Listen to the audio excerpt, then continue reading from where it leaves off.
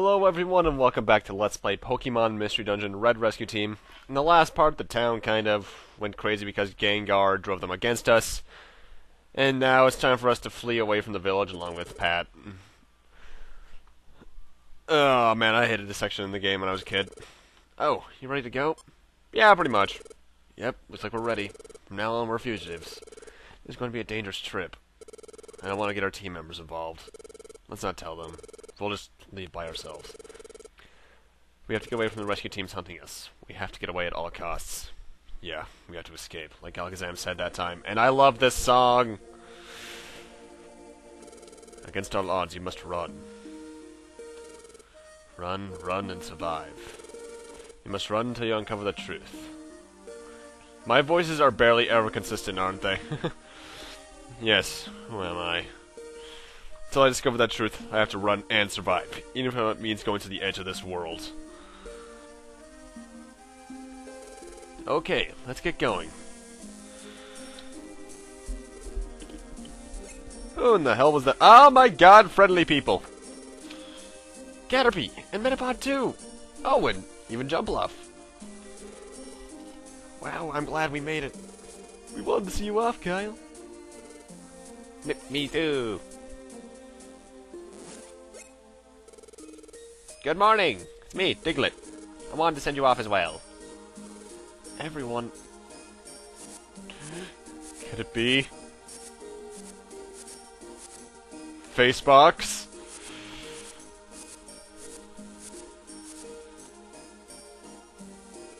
It's a letter. Kyle, can you read it? Yeah, sure, why not? I'm the only one literate here. Take care! It's a farewell, but only for now. Until the day I can deliver mail to you again. I'll always be waiting. The wandering postal carrier, Pelipper. Yes, he's our actual friend. Even Pelipper. Thank you, everyone. The other Pokemon will be waking up soon. You have to go. Hurry. Yep. Kyle, let's go. Hit the road. Take care. We'll be waiting for you both to return. Yep, thank you. We'll be back, that's for sure.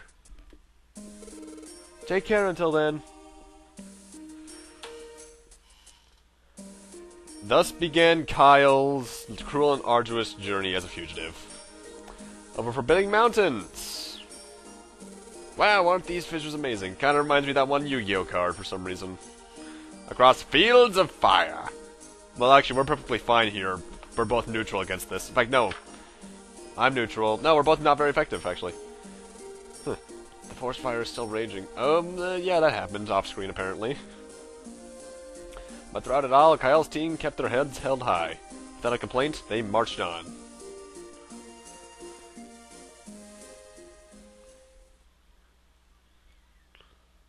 Ooh. What's this place? Whew. We've sure traveled a long way. But while we're moving, I couldn't help thinking. All sorts of places have been affected by the natural disasters. I'm sure many Pokemon are suffering because of the calamities. I wish we could get back to doing our rescue work. Don't we both? Sorry, I shouldn't complain. We have to get away now, period. Huh? I hear voices.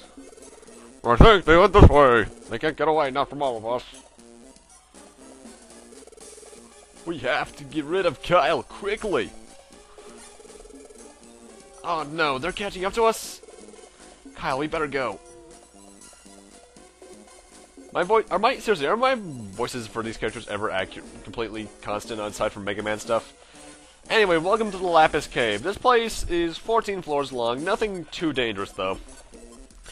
On the 1st through 3rd floor, you got Zubats. 1st through 4th, you got Ninkadas. 4th through 8th, you got Nidorinos and Nidorinas. 5th through 8th, you got Illumises.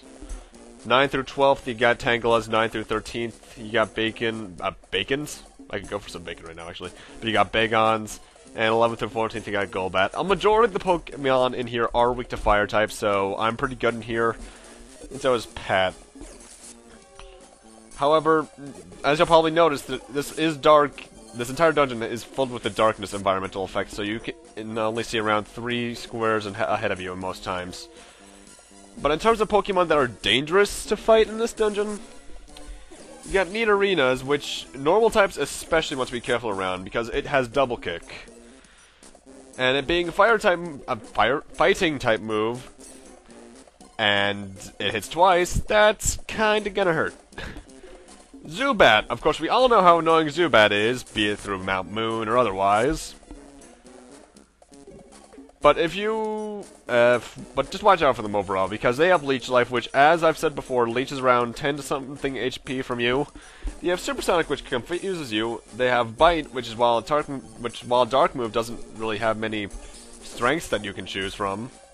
It can cause flinching, I believe, and it can hurt like hell. And then there's Illumise. While it may look not that dangerous, its Sweet Scent or Moon... Sweet Scent, which lowers your evasion, can be dangerous, and Moonlight will fully heal it, which is annoying if you are going to mount into its HP. But overall, this place isn't too dangerous. It may be 14 floors, but it's no big deal. It's nowhere near the length of the final dungeon. I won't be surprised if the final dungeon's like 2 to 3 videos in and of itself.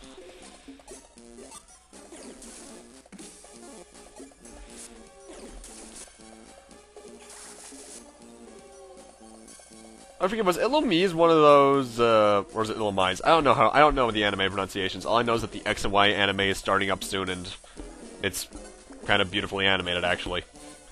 Then again, that's what you get from, I believe, I think it's, the X and Y anime is done by the same people who did the Origin special.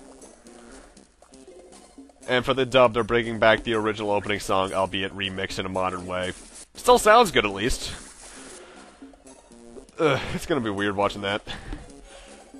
It's odd I'm excited for something Pokemon anime related, and it's kind of scaring me, actually. Because I haven't followed that stuff since Hoenn began, really. I don't know why they make the... Well, then again, I suppose I can see why I'm coding-wise, but... If you see money in these next couple dungeons, you can pick it up, but you don't have to, because you're not going to be able to keep it if you die. Because you don't have any way of storing it.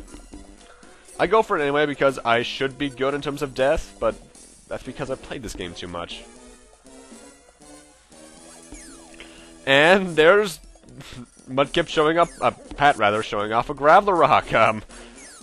You'll rarely ever see any of us use these, because I don't use them at all.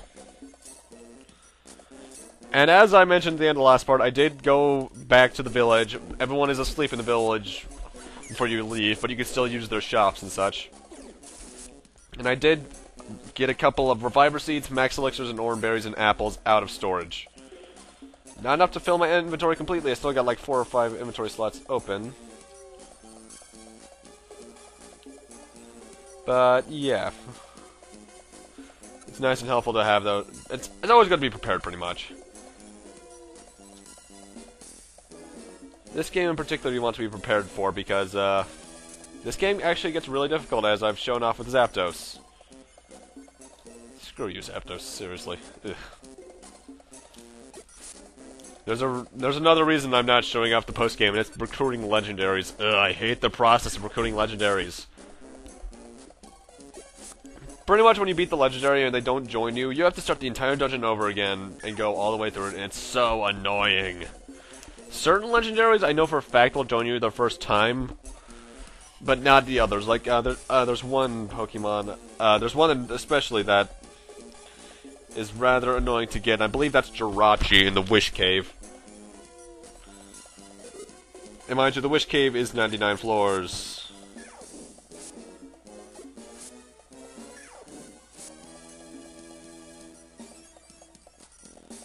Yeah, like, Jirachi will more than likely join you on this first time, but you can get a wish from it first.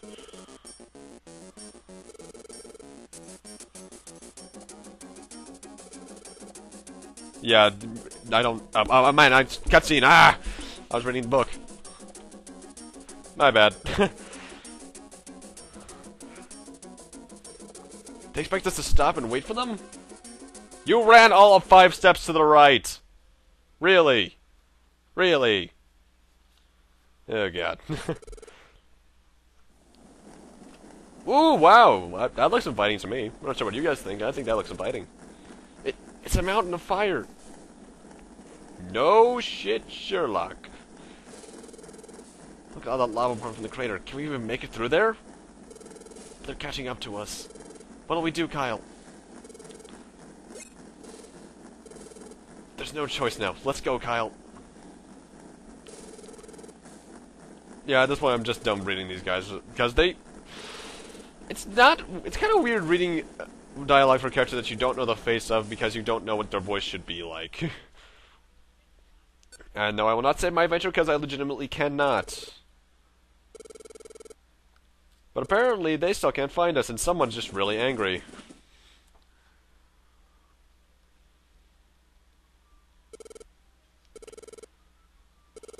I think they're gone. I love the music here. How many times have I said that so far? I think we managed to evade them. But there isn't any point in hiding here. You have to get over this mountain to get away. Let's go as soon as we're ready, Kyle. And then there's this Kangaskhan statue, which you can use to save and get any storage items that you need. I got all the ones I needed to off screen, and I also stored any items I got back there. Mound Blaze is where you need to go to progress the plot, but Rock Path is good for level grinding and item retrieval, if you need some spare items. I don't, although I'm probably going to regret doing that later on. Not gonna lie. Anyway, Mount Blaze. This is, I think, the biggest dungeon we've done so far at 15 floors. However, the 12th floor is a rest area that you can recharge your HP and PP, and this is the first dungeon in which case Kecleon stores will show up on the floors. But they'll randomly appear between floors 3 and 12 in this one.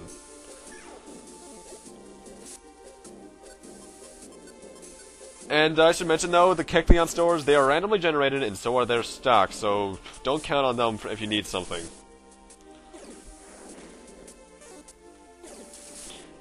And with Kecleon stores, I'm going to mention this right now. If you don't have the money, and you pick up any item you want, and you just leave without paying, you'll get caught out as a thief and chased down by the Kecleon. And he is pretty much harder than the final boss, in my opinion. But anyway, in terms of Pokemon you can count in this dungeon, you got Pidgey on floors 1 through 3, Magby on 1 through 5, Numels on 1 through 6, Slugma on 1 through 12, Shuckle on 5 through 9, Torkoal on 7 through 12, Ponyta on 8 through 12, Fearow on 13 through 14, Arcanine on 13 through 14, and then the boss on the 15th floor. I'm not going to say who the boss is because we don't know yet either. Dangerous Pokemon in here are Numel, which there are a lot of, and they know Ember, and while that is a very low-level fire attack, it does more than often cause burns, which will follow you until you find a set of stairs. There's also Arcanine, and it knows Roar. Roar knocks you about, pretty much sends you in any direction, I believe usually behind where you're standing, and damages you for about 5 points for every wall hit, plus 5 points for you and any other Pokemon you hit as well. And that adds up quickly. It also knows Quick Attack, from what I remember. And there's Pidgeot. And while Pidgeot isn't that lethal, it is quick, and Quick Attack is one of the moves it knows. However, when it follows Quick Attack with Gust, which is very lethal flying type move, it's harmful against any Pokemon weak to them, because that really hurts. And this is also the first dungeon where we see a similar thing to what we saw earlier with the water panels, lava panels. Any fire type Pokemon can walk in them along with flying type. So pretty much this dungeon is pretty much my bitch, because I have a water type and a fire type. Back when I first played the game, I remember for a fact I went for a Bulbasaur, and it was hell coming through here. Ugh. There's a reason I never choose grass types ever anymore, and that's this place. Fire and water types only, thank you. Although, I might choose a Turtwig in the second game. That's just because Turtwig learns ground type moves, and ground type moves are useful. It's like why I chose Mudkip.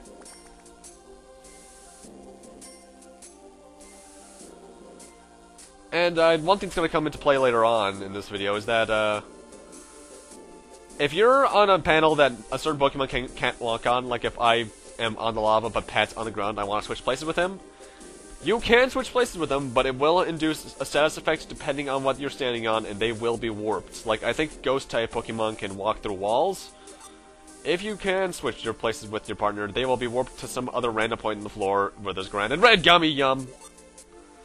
Using that right now.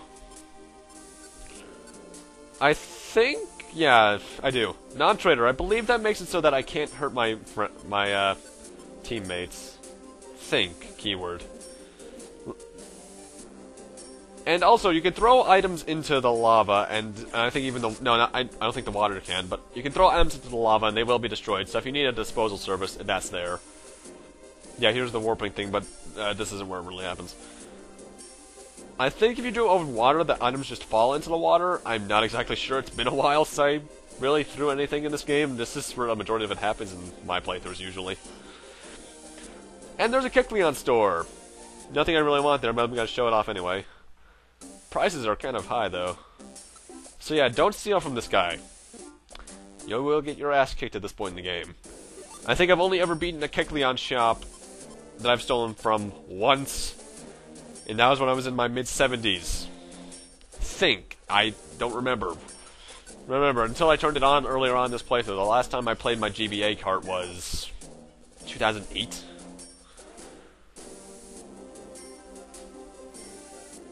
And here's where it goes. Since I have no way around it, I switch places with Pat. He gets a burn and then warps to the north right below where my life bar is, actually. And not having your partner with you can be good and bad. It can be extremely bad. It's more bad than good, though, because you cannot tell when they're getting damaged, from what I remember. And yeah, if they get killed while if they're getting sustaining heavy damage when you're nowhere near them, that can be fatal. And from what I remember, this is only like one of the 2 dungeons that you can really do this into. For if you have a fire type. If you have a water type, you can do it in a lot, many more dungeons than you can with fire types. I don't think grass types get that kind of advantage. Unless there's marshes that I'm forgetting about. I don't think there are any in this game. And Lay Shock, I actually have to use Scratch for something. I'm learning very few moves. I don't... Yeah, from what I remember, doesn't Charmander learn moves a lot faster in the main games, or is that just me? Wait, then again, by this point, I'm usually a Charmeleon. I'm usually a Charmeleon in the main games, because, as I mentioned before, you can't evolve until post-game. That's probably what I'm thinking of, actually. Although, then again, certain Pokemon learn moves faster when you level them up, without evolving them.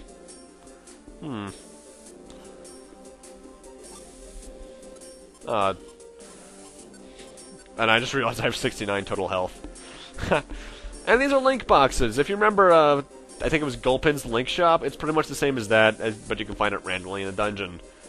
They are extremely rare, though, so I recommend that if you find them, get them, put them in your inventory, and then just keep them for times you either really need them, or so you can sell them, because from what I remember, they sell for a lot of money. Keep in mind, that's all based off memory. There's probably a selling thing later in this, but I don't remember. I doubt there is. I'm so glad he didn't get poisoned there.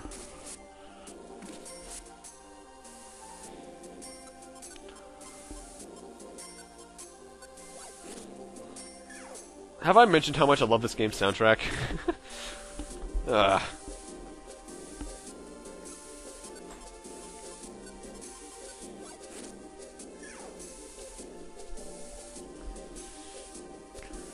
One thing I'm surprised I haven't brought up much, but I'm not going to really go into this video, that's probably going to be something for next time, is the Pokemon Mystery Dungeon 1 manga. It did get one, and it did get brought over here, and I think it was titled Genji's Rescue Team, and from what I remember, the main character Genji turned into a Torchic, and I think his partner was a Mudkip. I don't remember, it's in the other room. I actually highly recommend that, that's actually a really good manga. I'll get into weird, unique things that happen in it later, probably next part, or probably towards the end of the game, actually. You know what, I'm gonna actually go get that and read it again right after I finish this. Hey, look, a Rapidash! Shouldn't you be with the not the daycare, fan club president?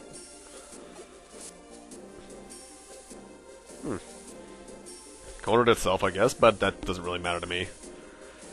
Oh, one thing that's kind of annoying. You can't tell where the walls are on the map if you're going across lava or water. Which, mind you, makes it makes sense, but at the same time, it's kind of annoying.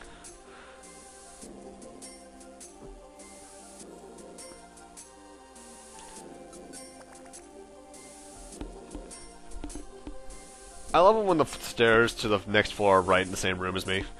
Although if the room is really big, it's not really helpful. And it happens twice in a row. Booyah! Booyah, shaka! And with that, we're at the rest floor. And also with that, I'm gonna need to end things off here. Thank you guys for watching. Rate, comment, subscribe, all that kind of stuff. And next time on Let's Play Pokemon Mystery Dungeon Red Rescue Team, we're going to be heading through the rest of the Mount Blaze and into the next dungeon, seeing what awaits us through both of them. See you guys then!